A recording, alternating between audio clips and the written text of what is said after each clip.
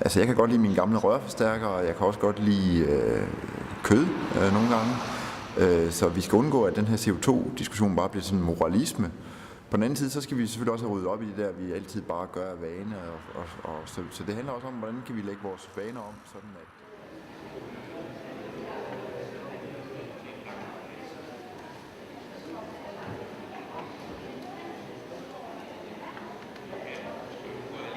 Jeg tilstår, at jeg har været klimaidioten.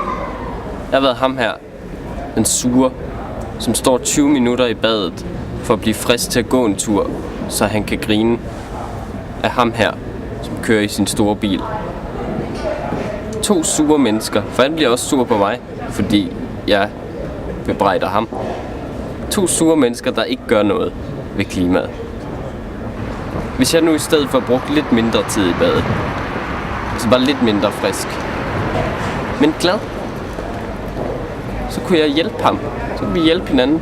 Så kunne vi gå og støtte os op af hinanden. 2 glade mennesker, der gør noget. Virker lidt smart.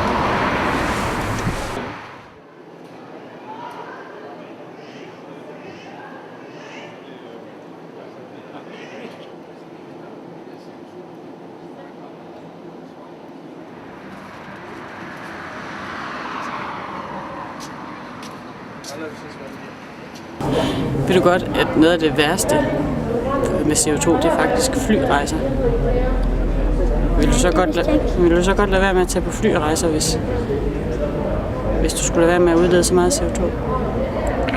Fordi jeg er ikke så meget på flyrejser. Det var faktisk kun ude at flyve 1 gang i mit liv. Så tæller det ikke så meget. Altså i de her CO2-tider, der skal man skrue ned for varmen derhjemme, og det kan godt blive enormt koldt. Så derfor så skal det være, at man skal tage et halstørklæde på. Og hvis man tager et halstørklæde på, ligesom nissen her, så er man sådan lidt mere varm. Ja, jeg må jo desværre erkende, at jeg er glad for min hamburger, men den udleder CO2, har jeg fået at vide her i dag. Så fra nu af der er det no more burger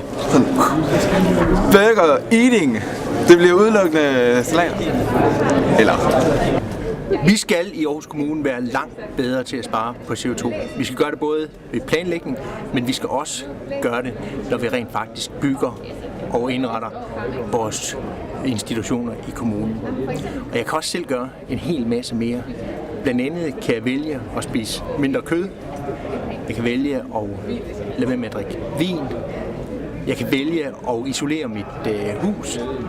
Og alle de ting vil jeg også